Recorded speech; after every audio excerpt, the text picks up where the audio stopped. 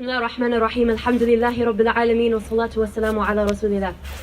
Inshallah, we're going to take a tour through paradise, and we're going to take it through the lens of the Quran. Now, when we hear Quran, we always hear it, beautiful recitation, mashallah, and it's always from brothers, and that's so important. And I know that it's very uncomfortable for us to hear it from a sister. I'm going to tell you that when my Quran teacher first told me that he wants me to recite Quran in a public space where there were men, I was like, absolutely not, that's haram. You're my sheikh, yani, but he's not gonna. And he was so angry, and he was like, women have been Quran reciters for centuries, women have been Quran reciters who've taught men for centuries, and him and a number of my other teachers have gone through all of the differences of opinion when it comes to whether or not a woman should actually recite Quranic verses. So I'm intending, inshallah, to recite the verses that we talk about. I completely understand if this isn't something you're comfortable with. I felt so uncomfortable the first time I heard a woman reciting in public, and I thought that that was so wrong. At the same time, there's a difference of opinion amongst scholars, and my goal for the lecture is twofold. Number one, I hope, inshallah, by reciting them instead of stating them, that inshallah the feeling of being in Jannah is going to be different. And number two, especially for sisters, I just want you to hear a woman reciting for maybe the first time in your life. Because I know that I didn't hear a woman reciting, honestly, until maybe I was like 25. So I hope, inshallah, that that's okay. And if you have any concerns about it, please do talk to me afterwards, inshallah. This is something that I've been studying for years, and I totally understand where you're coming from. I'll just mention a narration of the Prophet ﷺ. It's one of the proofs that's used to allow women to recite. He was passing by a home, and a woman was reciting Surah Al-Ghashiyah. And, in the translation of the ayah, has the Ghashiyah come to you? And the Prophet ﷺ was so emotionally moved by her recitation. And he was like, it's come to me. And that's not, oh, kama qal, okay? But the Prophet ﷺ never told her she shouldn't recite, or he didn't have someone come tell her later on. And he was personally, emotionally affected by the Quran. So this proof is also used to say that it's not permissible because perhaps she was an older woman, and it's used for both sides. I'm just telling you because there's a discussion among scholars, even though we don't see it. Malaysia, Indonesia have female reciters, and it's the norm. Our communities were founded mainly by, our immigrant communities were mainly founded by Desi and Arab cultural individuals, and so what the norm was for them became the norm for our masajid. And this is a long discussion, not the point of this, but I just wanted to give you background. Is there anyone who is uncomfortable and would like to say anything? Because we will all stare at you now. That's really uncomfortable. Why did I even ask me that? I guess talk to me privately. But inshallah, I hope that that's enough to make your heart comfortable with the lecture.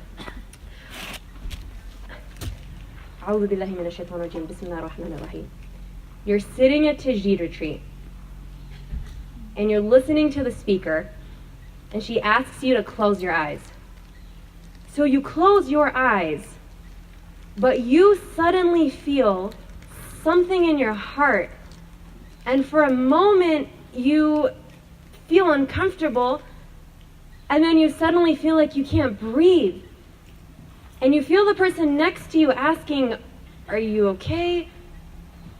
And then you hear voices, and people start shouting, and they're saying, call 911, and all of a sudden you realize that this is your moment, but it's not what you expected. Because when you've witnessed this moment or thought about this moment, you've thought about the fact that someone is passing away, and what might that entail? But you, in this moment, are experiencing something completely different. In this moment, what you are seeing are the angels of Bushra that are coming to you. You remember the verses where Allah subhanahu wa ta'ala says, إِنَّ الَّذِينَ قَالُوا رَبُّنَا اللَّهِ, those who say our Lord is Allah, ثُمَّ اسْتَقَامُوا, and you've been firm on that, تَتَنَزَّلُ عَلَيْهِمُ الْمَلَائِكَةُ, the angels descend on you. أَلَّا تَخَافُوا وَلَا تَحْزَنُوا, do not fear and do not grieve. وَأَبْشِرُوا بِالْجَنَّةِ الَّتِي كُنْتُمْ تُوعَدُونَ, and glad tidings for the paradise which you've been promised. In this moment, you are seeing angels that are giving you glad tidings of paradise. And even though you hear people screaming around you, all you can think about is, I would have thought that maybe I would miss my family. I would have thought that maybe I wouldn't want to leave. But this moment means more to me than anything I've ever experienced before, and I can't wait to go. So the angels take you, and the janazah is done. You're prayed upon, and you're put in your grave, and you answer the questions of the angels that ask, and now they show you your place in paradise. You see an expansive area in paradise. You see this beautiful space, this incredible space which is created just for you. And then you go through the day of judgment. You pass the sirat, and now you're in front of the gates of paradise. And you're not alone. You look around, and you're part of this group. وَسِيقَ الَّذِينَ اتَّقَوْا رَبَّهُمْ إِلَى الْجَنَّةِ زُمَرًا حَتَّى إِذَا جَاءُوهَا وَفُتِحَتْ أَبْوَابُهَا وَقَالَ لَهُمْ خَزَنَتُهَا سَلَامٌ عَلَيْكُمْ فَادْخُلُوهَا خَالِدِينَ. You're in this moment and you're facing the gates of paradise, and surrounding you are the people that you went to Tajdeed retreat with, are the people that you hadn't ever met but you loved, are the people you used to see in your masjid. It's your mom, it's your sister, it's your dad, it's your cousin, it's people who you missed, who you've lived for so long without, and you're seeing people all around you, and the angels are saying, enter. Enter paradise, forever abide in paradise. And then you say, وَقَالُوا الْحَمْدُ لِلَّهِ الَّذِي صَدَقَنَا وَعْدَهُ. You say, Alhamdulillah, for the one who has proven what he promised. All of that time that you spent in this life struggling, it was worth it because you got what he's promised to you. And so you enter paradise. When you enter, you look down on the floor, and the soil, you have musk coming out of it. And you're walking on pearls. The dirt is saffron. You see buildings that are made out of jewels and gold and silver. You're walking on jewels. You're surrounded by beauty that you could have never imagined. And as you're surrounded by all of this, the biggest experience that you're having in that moment, while taking in the incredible beauty that Allah subhanahu wa ta'ala has created for you, is the fact that you feel so healed in your heart. All of those times that you felt depressed, when you felt overwhelmed, and when you felt so sad, the times when you've lost someone or an opportunity that you've loved, all of those experiences that have brought you down, in this moment, you recognize the absence of all of that.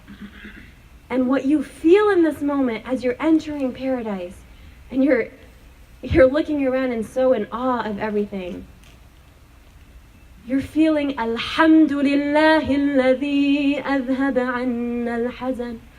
Alhamdulillah alladhi adhhab 'anna al-hazan. Inna rabbana laghafurun shakur. Alhamdulillah, for the one who has removed this sadness. Indeed, our Lord is so forgiving and so appreciative. All of those moments where you were so overwhelmed with emotion, but you still chose to pray. And if you couldn't pray for whatever reason, you still just tried to talk to Allah. He was so appreciative of that fact that you remembered him despite the difficulty that you were facing. He's so appreciative of everything that you've done. And you're looking around and you're thinking about the times that maybe you did wrong someone or someone wronged you. And you tried to make amends for it, but while you were living, you didn't feel that connection. It was hard to get over what happened. And I'm not talking about anything, I'm not necessarily addressing serious abuse, but something that just sticks in your heart with someone, even though you want to forgive them or want to be forgiven by them. You're looking around and you're seeing people join and hug, and when you're seeing all of this, and you're seeing people talk about those times where they didn't agree, but now they're here together in this place forever, you realize that the lightness of feeling this upliftment from these burdenous feelings against other people, all of that is removed. وَنَزَعْنَا مَا فِي صُدُورِهِمْ غِلًّا وَنَزَعْنَا مَا فِي صُدُورِهِمْ غِلًّا. This is removed from you. You're just, this feeling is removed. And you're looking around and you're taking in the fact that people are hugging and people are crying and they're so happy. And you decide to just take a walk. So you're walking through paradise and you're seeing pearls, homes, tents made of pearls. And you see these rivers. And there's a river that's made out of milk and another river out of honey. And you're staring at them and you're just thinking, like, how is this possible? How is it even possible that I'm standing here? And as you're looking at them, you hear someone approach you from behind. But before you can turn around, they put their hands on your eyes. And you start to feel their hands. And you realize that those are the same hands of that one person who you had missed so much in this life because they passed away so much sooner than you wanted. Maybe it's a grandparent, maybe it's a parent, maybe it's a friend. It's somebody who you have missed for the rest of your life. And then when you died and you went to the grave, you were without them through that whole time.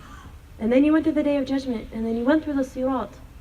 And you're feeling these hands and you're thinking, is this really that person who I've missed more than anyone in my life, whose place in my heart was never filled, and the ache of their loss was never gone? And you turn around and you see their face, and you begin to hug them and you laugh and you're so grateful for this moment of being together. And it's not just because of this moment, it's because of the realization that you're going to be with this person for eternity. So you join together, and as you join together, you hear your voice. So you turn, and when you turn around, the people that you see is every person you prayed to Allah to bless you with being together in paradise. It's every single time you made sujood and you're like, oh Allah, my loved one who doesn't even recognize that you exist, oh Allah, guide them. Oh Allah, all of those times that you have made dua for someone that you love and you were terrified for yourself and for them, you see all of their faces and they're so much more beautiful than you could have ever remembered. So you embrace and you come together and you realize that this is out of Allah's mercy. It's not because of your deeds and it's not because of theirs. It's just out of Allah's love for you. So He brings you all together. And then you start hearing conversations. So you turn and you see that the person who's talking is saying, Abu Bakr. And you're like, no. And then you turn that way and you realize it's Khadija radiyallahu anha. And you see her holding hands with the Prophet sallallahu alaihi wasallam. How many years did he grieve her loss? And they're together forever. And you're seeing these people who you've wondered, wanting to ask questions, like how did you deal with that when you had to deal with the persecution in Mecca? Nasiba, how did you defend the Prophet sallallahu alaihi wasallam in Uhud? What did it feel like to be right in the middle of the battle? You see the people that you've grown up hearing about, and you're not just with them, you're experiencing them with the people that you did grow up with and you love. And then it's Friday.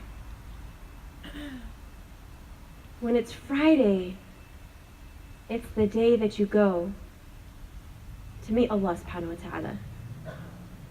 And He says, لهم فيها ما يشاءون وَلَدَيْنَا مَزِيدٌ. They're gonna have whatever they want, and for us is even more. What is that more? It's being able to see Allah subhanahu wa ta'ala. Now, why is this so critical for you? Because this moment when you're seeing Allah, it's not encased in the trauma you've had when you've had a relationship with Him. It's not a relationship where you are terrified of Him, where you're worried that He's about to get you for something. It's not the relationship where you've been told that you need to fear Him and that you need to be aware that hellfire is so real and that you were so afraid of just opening yourself up to Him and being vulnerable to Him. When you have this moment with Allah, this is a moment where you realize that as He explains in every surah except for one, Bismillahir Rahmanir Rahim, He is Ar-Rahman Ar-Rahim. And He was Ar-Rahman Ar-Rahim, not for everyone, not only for everyone, but especially for you.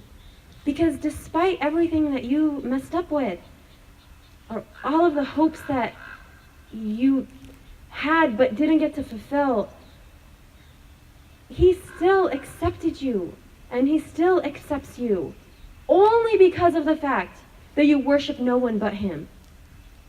No matter what you do, He's willing to forgive and accept. And in this moment, when you look upon Allah subhanahu wa ta'ala and He asks every single one of you what you want, and you know that all you want is His pleasure, and He gives you His pleasure. And you remember those moments in life, and they might have been few, when maybe you've seen the Kaaba, or maybe you made a sujood, and you tasted the sweetness of that moment of worship. That moment where maybe you had a fever, but you still felt so healed. In that moment, maybe you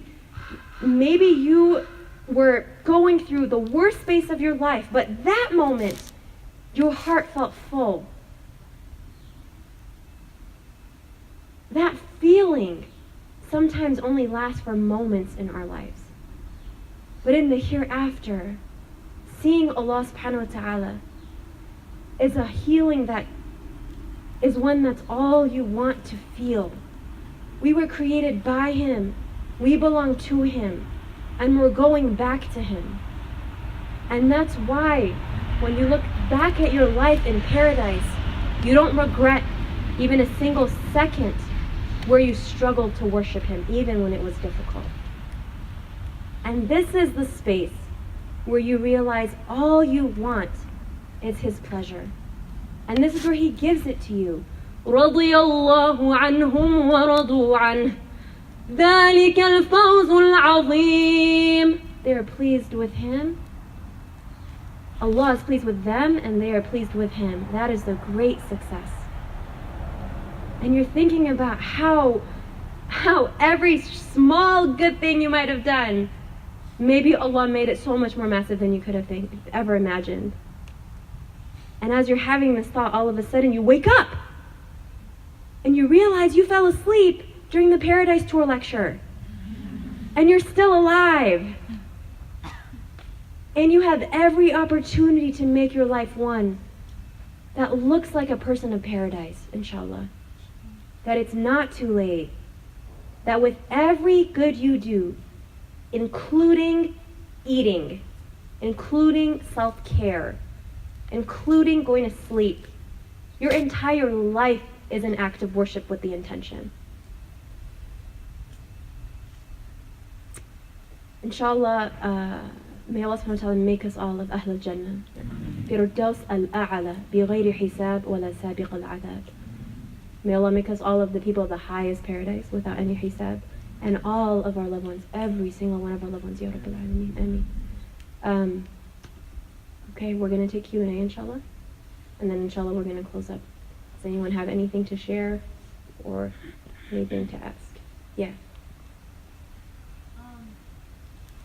I know obviously like there's an intercession from like us to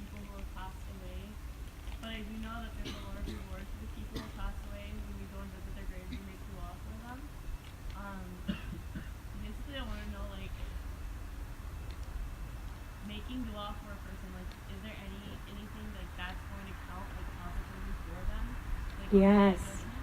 Yes, the Prophet ﷺ actually specifically specified making dua for someone as one of the deeds that helps them once they've passed away.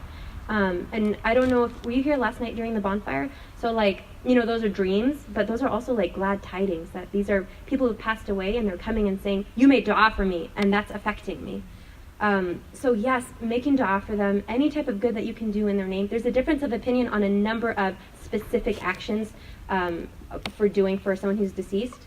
But for example, giving sadaqah on their behalf, you know, especially if they've never made hajj, making the intention to do something like that. And I know we're young, right? But make the intention to do it for them. And if it never comes to fruition, they'll still get their reward, inshallah, because you had the intention to really try to do it.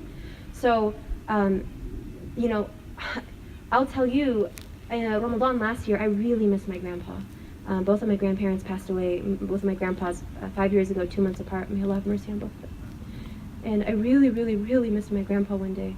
I was walking in the masjid after Taraweeh, and I saw this man who looked so much like him, and I make dua for him all the time, but I really, really made dua for him during both of my grandparents, and I had a dream that night of him, and him just being so happy. And I feel like sometimes Allah eases your pain.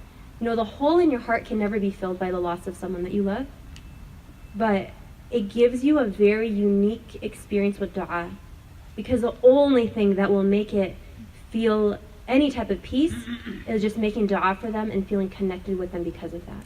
And inshallah, they're benefiting every time that you do. Inshallah. May Allah bless all of our loved ones who passed away. Ameen. Yes. Can you talk a little louder? Yes. Yes, that's true. Jazakallah khair for asking. Let me just see if our brother has a question. Okay, sister in the back. Yeah.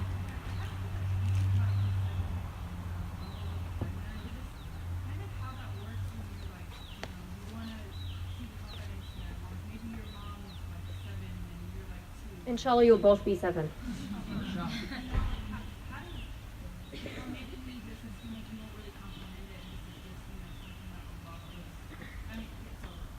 I don't know. This is something that I'm still researching because I really want to know too. I don't know the answer to it. Does someone know the answer that they can share? Okay.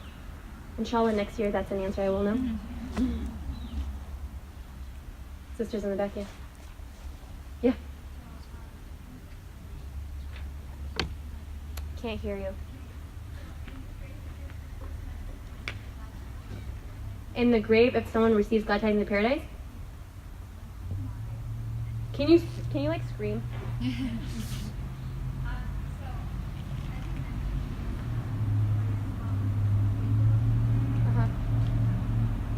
Yeah.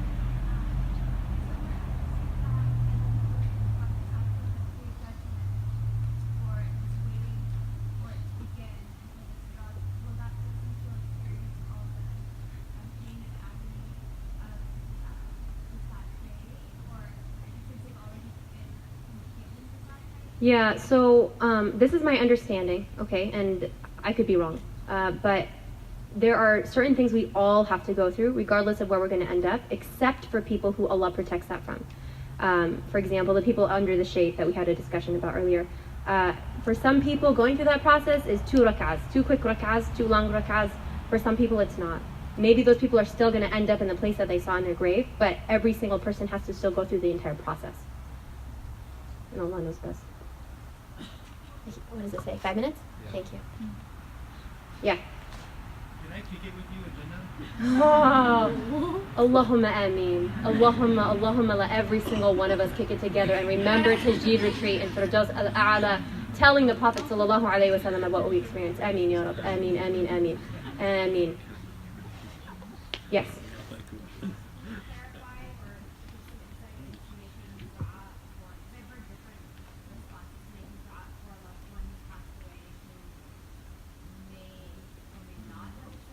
Yeah.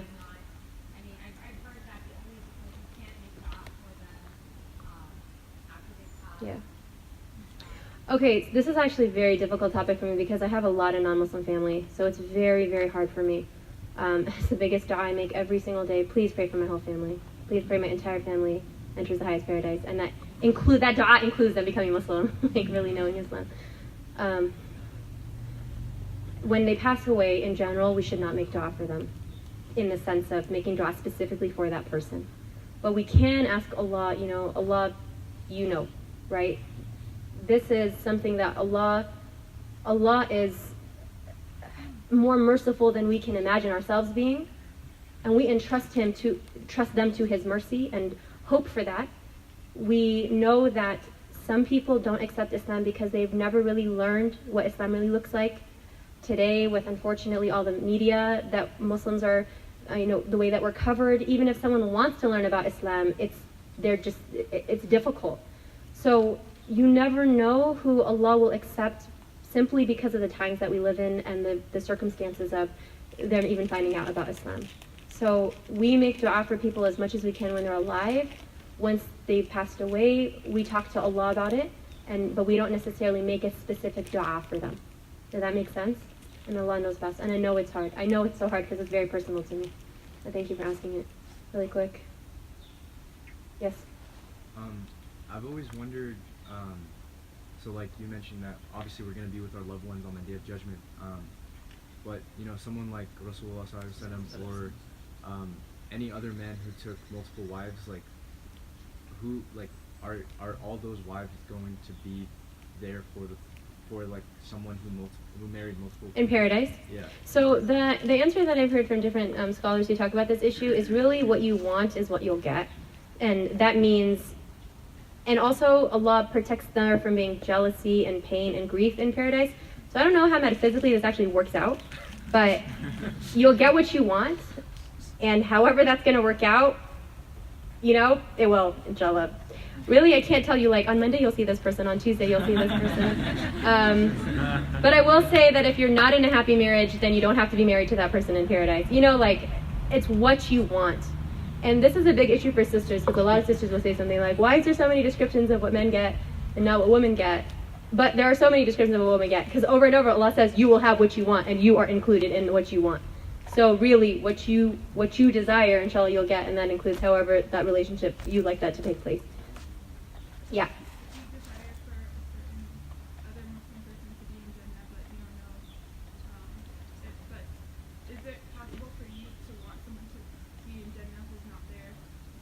Oh, once you're in paradise? Yes, I've actually heard about this. I don't want to speak to it in detail because I don't know the details of how it works. But I have heard that if you are, in paradise and you are missing someone who you don't see, that Allah can have them visit you. So I think that's just such a mercy that, we don't deserve to be in certain spaces, but Allah subhanahu wa ta'ala can still honor us with that. Again, that's something that I've heard. And, all of the hereafter is alim al-ghayb, so it's unseen. And we just take what we actually, certain things that we know, and other things we can try to understand. But also, this topic in general is one that I haven't done enough research on to be able to answer every question in detail. One more thing I wanted to tell you is that I think this was covered this weekend, but there's a beautiful hadith of someone who was so worried that they wouldn't be with the Prophet ﷺ, and the Prophet ﷺ taught us that you'll be with who you love. So like I hear about people and I'm like, there's no way I'm ever going to be on that level, but I love them, so Allah, please let me be with them just because I love them. And inshallah that will be enough to put all of us in the highest paradise. Sorry, real fast. Yeah. So, Assalamu alaikum. Alaikum salam wa rahmatullahi. Can I just say, your khatira was one of the most incredible statements I've ever heard in my life. May Allah bless you. I was so blown away by it. MashaAllah. Jazakallah khair. Can you answer a question for me, for everyone? Like, how did you think of wanting to show Ammar radiallahu anhu about chicken tikka masala? Like, how did you even think of that? Like, really, I've been thinking about this. You read descriptions on what they ate, their diet, and I felt like we could spice things up. I've never heard anyone say something like that before. Subhanallah. Usually I hear like you ask them questions, but like I want to teach you about this. That's incredible. May Allah make you, bless you with that experience and let me witness it. Ameen. I mean, all of us, I mean. My question was, in Surah Al-Waqi'ah, Allah subhanahu wa ta'ala talks about the two groups that are going to Jannah, the Sabiqun and the Ashab al-Yamin. It says, it gives a description of what they get in Jannah, all the different, mashallah, Allah subhanahu wa ta'ala describes. But what is the differentiating factor that you learn to be from amongst the foremost, to be from the Sabiqun? I don't know. I've never looked into the tafsir of those ayats, but I have wondered. I have heard that most of the Sabiqun are from previous generations, but there's a chance that we could be of them. May Allah make us of them anyway. I mean, but I can't answer your question. Does anyone else know the answer to that? Yes. Oh, you don't? Yes. We asked Dr. Ahmad Bayoun that question. The commentary he gave to us, he said that what makes you amongst the Sabiqun is that when an opportunity for good to come, and that you race towards it. Oh, Allahu Akbar. Allahu Akbar. Who needs what? What do you need? Oh, what did he say? Oh, come, please say it. What was the question? The question is, in Surah Al-Waqi'ah, they talk about different groups entering Jannah, and there's one group called the Sabiqun, which is the foremost. So what makes you amongst the group of the foremost, amongst the Sabiqun? So we asked this question, Dr. Ahmad Bayoun, he said, this is not, amongst this group is not people who do like the greatest of deeds, but it's the people when they're presented an opportunity to do good, they race towards that. As soon as something good comes, there's oh, who's donating this? I'm gonna donate, right? Maybe $1, but whatever it is, they jump towards doing the good. So that makes you amongst the Sabiqun. Jazakallah khair. Thank you. Jazakallah khair. Yes. Kind of really quick, going back to what Paul asked about making dua for Muslims. I just have a little bit of difficulty accepting that, based on in the Quran it literally says that the righteous Jews and the righteous Christians and those righteous who believe in Allah and any religion will be promised, will be given a reward in paradise. Okay, I totally see where you're coming from. So these verses, there's two of them in the Quran, and they specify specific groups of people are referencing the people before the Prophet ﷺ and the people who are following those pure messages. So before Islam came, I mean, you can follow Islam in the sense of Ibrahim alayhi was a Muslim, but like with the Sharia and like everything the Prophet ﷺ brought, it's a different situation. So like people beforehand, yes, those people are accepted in that way. However, also, we do not say that if somebody was a Christian or someone was a Jew, they're going to hell. We have a general standard that you enter paradise if you're a Muslim at some point, even if at some point you go to hell, a'udhu billah. But also, we can't say of someone who passed away, this person's going to hell because they were Jewish, or this person's going to hell because they were Christian. We leave that their hukum to Allah, and we have no clue how, what their lifestyle was, whether or not they knew Allah. And honestly, there are people who worship Allah without knowing they're worshiping Allah because they just didn't know. So, general rule, we don't make a claim on a specific person, but we look at the general idea that you need to be accepting of worshiping Allah directly without any type of partners associated with them, and believing in the Prophet ﷺ, or the general things that we need to believe in to be counted as someone who we could say, inshallah, this person will enter paradise. For us to actually say that, maybe at some point, God forbid, they'll also go to hell. A'udhu billahi, may Allah protect us all. But like we can say, inshallah, this person will go to paradise at some point. Did that answer your question? Thank you. Yes. I was hoping you can help me understand. So, like, obviously we've heard that in Jannah you can get anything you want. But on the other hand, you hear that there's different levels of Jannah, and I've heard that some people will be able to see Allah, some people won't. So I guess in essence, my question is, like, are there limitations in Jannah, or how does that work? I've actually never heard of limitations, but that just could be my lack of knowledge. I've just consistently, the Quran's message is whatever you want in Jannah. It doesn't say specifically the highest paradise. It's just Jannah. So we can make an assumption. It's an assumption that Jannah is whoever enters paradise. You can have whatever you want, and maybe that means in a certain amount. Maybe that means in levels. I don't know. Allah knows best. That's an important question. Thank you. Yes. One last thing about that same question. So does that apply also to like non-practicing Muslims, or like Muslims who maybe haven't like prayed Does what apply? like making dua for them? Yes, make dua for them. Anyone who believes in Allah, it doesn't matter if they didn't do what we consider practicing anything. You don't understand how much I we limit Allah's love because of our understanding of what makes a Muslim. And we're so selfish because we think like, oh, this person is doing something really messed up, and therefore I can't be friends with them, or I can't associate with them, or really, like, who are we to limit who Allah can love? And only Allah knows what their reality was, the things that we don't see, and the things that they did. And honestly, prostitution, for example, I can't say that I would think a single woman would want to be a prostitute, all right? But let's say a woman chose that profession, and that's not considered a positive profession in any way, especially religiously. But, we have a story of a prostitute who got water for a dog, and that was what caused all her sins to be forgiven. All of us would be like, she's not practicing Muslim, no, but come on, that's Allah's mercy. So who are we to limit Allah's mercy when Allah's mercy is so vast? So make dua for anybody who is Muslim. Make so much dua for them. May Allah, because of your dua, make someone make dua for you once you pass away. Inshallah. We have time for one question. One question? Oh, I can't pick. Can you pick? How many questions? Can you raise your 1, hand high? 2, 3, 4, 5, So it's 6. So you mentioned, you said that people want to talk to Oh you. yeah, that's a good point. Okay, let's take 3. Okay. And then, we can do that, inshallah. Can you just pick them, please? Me? Yeah. No, I don't want to choose. Yeah, rock, paper, scissors. No, that's just so time consuming. I'll just go here only because I've answered few questions from the left side, which is actually the right side. Okay, yes. Oh, children of any religion go to paradise. Ooh, I don't know. That's a good question. You can assume they're already in paradise, so they don't deal with the same circumstances that we need to. So inshallah, they're already rewarded in that way. Yes. Ooh, can't hear you.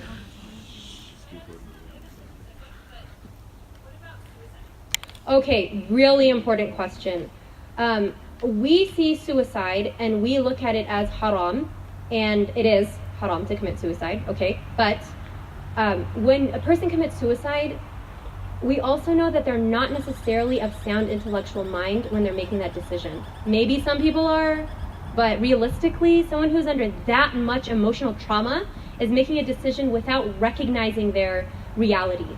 So it doesn't mean that person isn't held accountable, but at the same time, we also leave their decision with Allah because He's the only one who really knows what happened for them to make that decision. At the same time, that is not in any way endorsement, or that means it's okay for someone to commit suicide. And I don't want anyone here, if that thought comes to your mind and you remember this lecture and you think, well, Allah knows what my situation is and no one else does, so it's okay.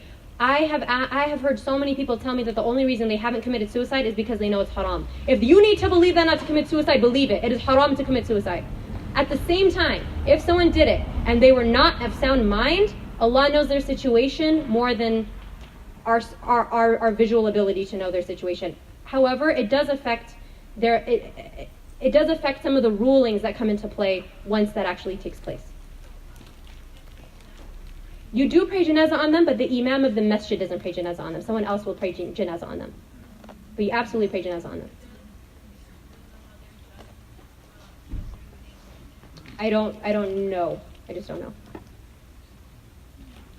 One more. Yes.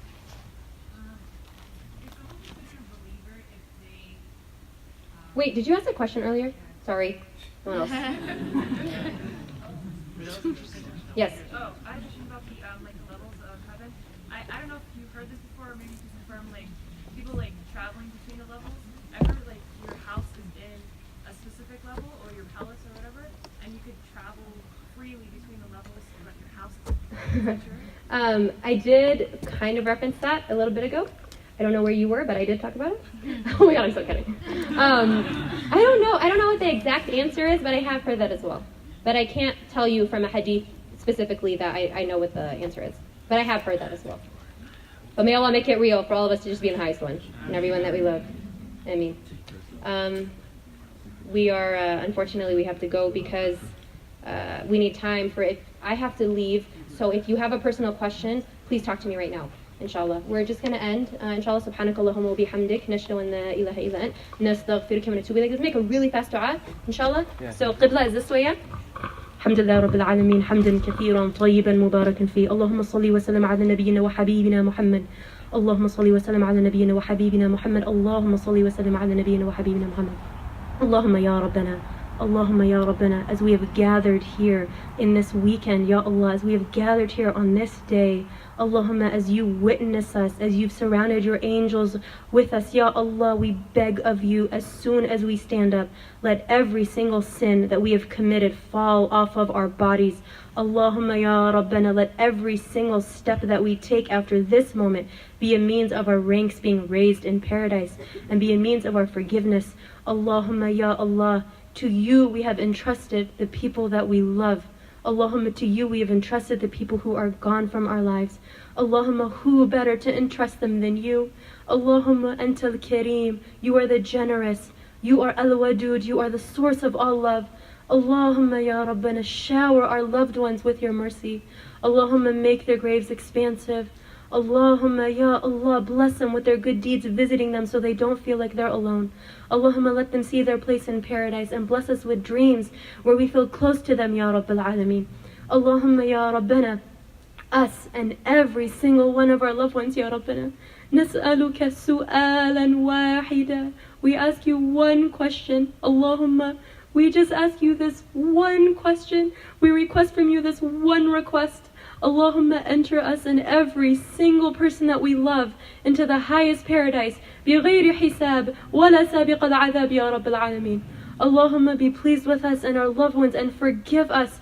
Allahumma ya Rabbana, every single one of us have needs in our hearts. Allahumma, you know the way that we struggle in our hearts and you know the things that we ask for that no one knows. Oh Allah, answer the dua of our hearts and don't turn us away. Because if you turn us away, who are we going to turn to? Allahumma, we only have you to turn to. Allahumma, answer us. Allahumma, answer us. Allahumma, answer us and make us of the people that you love. Allahumma, have mercy on this ummah. Allahumma, have mercy on the mustada'afin and the vulnerable everywhere. Ya Rabbil Alameen. رب اغفر لي ولوالدي ولجميع المسلمين والمسلمات والمؤمنين والمؤمنات الأحياء منهم والأموات إنك أنت السميع القريب ومجيب الدعوات. Ya Allah, in this moment, all the dua that every single one of us for the rest of our lives don't even remember to make dua for or do make dua for, give us better than it, Ya Rabbil Alameen. We believe you said, وَدُعُونِي أَسْتَجِبَ لَكُمْ. We are making dua to you, Ya Allah, so answer us, Ya Rabbil Alameen. سبحان ربك رب العزة عما يصفون وسلام على المرسلين والحمد لله رب العالمين.